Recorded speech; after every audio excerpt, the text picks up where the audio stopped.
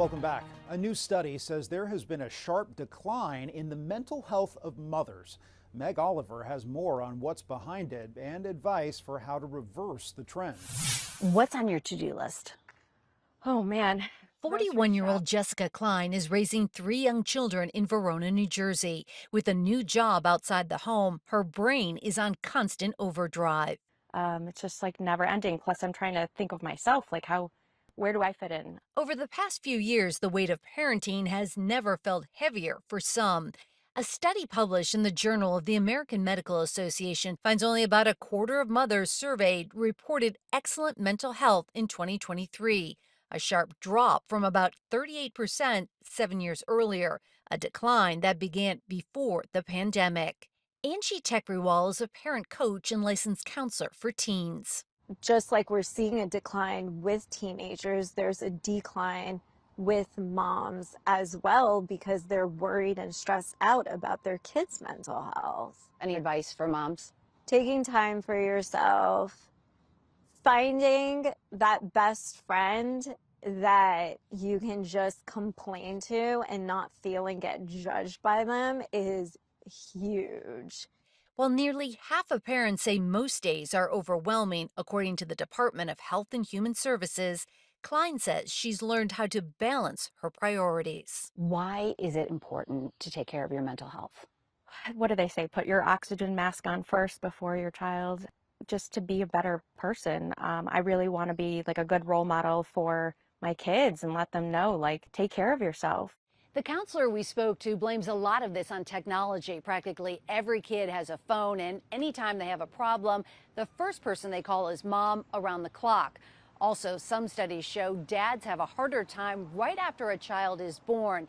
10 to 15% experience depression and anxiety over parenting skills and the rising costs of raising a child. Meg Oliver, CBS News, Montclair, New Jersey. You may know the Special Olympics hosts summer and winter games, just like the regular Olympics, but the organization also hosts events around the world every single day. And they screen all their athletes for mental health, an often overlooked issue for people with intellectual and developmental disabilities, also known as IDD. For more on this, I spoke with Dr. Dimitri Christakis, the Chief Health Officer for Special Olympics and Editor-in-Chief of JAMA Pediatrics. What does the data show about mental health for people with IDD, and are they getting the treatment and support that they need? Yeah, thank you so much for asking that. You know, what we consistently find is that this is a population that is marginalized in society, marginalized in healthcare, that we often refer to them as an invisible population because they're so often ignored. About 55% of adults with intellectual or developmental disabilities have been diagnosed with anxiety or depression in their lifetimes, compared to about 10% of neurotypical adults. And on a typical day, 49% of people with IDD report feeling anxious, compared to about 8% of neurotypical people. Is there potentially bias within the medical community about recognizing the signs and symptoms in people with IDD?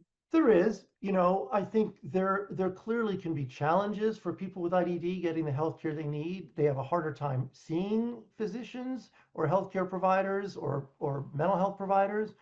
So in the past year, people with IDD who wanted to get counseling, 20% of them reported that they could not get it because it cost too much, compared to 3% of Americans without IDD.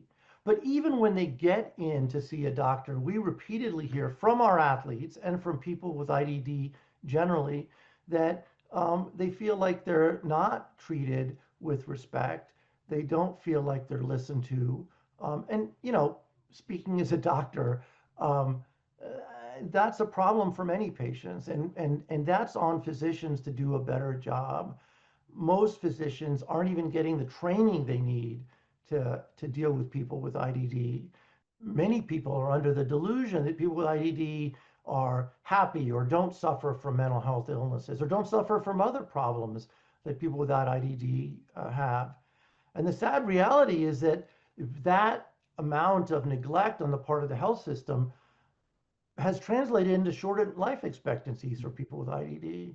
on average, they live 16 to 20 years less than people without IED. And that's premature death from preventable causes of disease. This is such a big problem. Are there any other concrete steps that we could take now to help solve it? You know, one of the greatest benefits that Special Olympics offers is the opportunity to participate. So people think of us as a sports organization, and of course we do sports, but we're much more than that. We have health screenings, we have health programming, and we offer people a chance to participate in a community that's inclusive. And the result of that is that studies have found that people that with IDD who participate in Special Olympics have a 50% reduction in their risk of depression. And that's not so much because they play basketball or bocce or ping pong. It's because they feel welcomed and they're in an environment that appreciates them and talks with them and recognizes their humanity. Sports are good for the body and the mind. Absolutely. All right, Dr. Dimitri Christakis, the Chief Health Officer with the Special Olympics. Thank you. Thank you so much. After the break, silencing tinnitus with a tongue stimulator and a revolutionary gene treatment for sickle cell patients.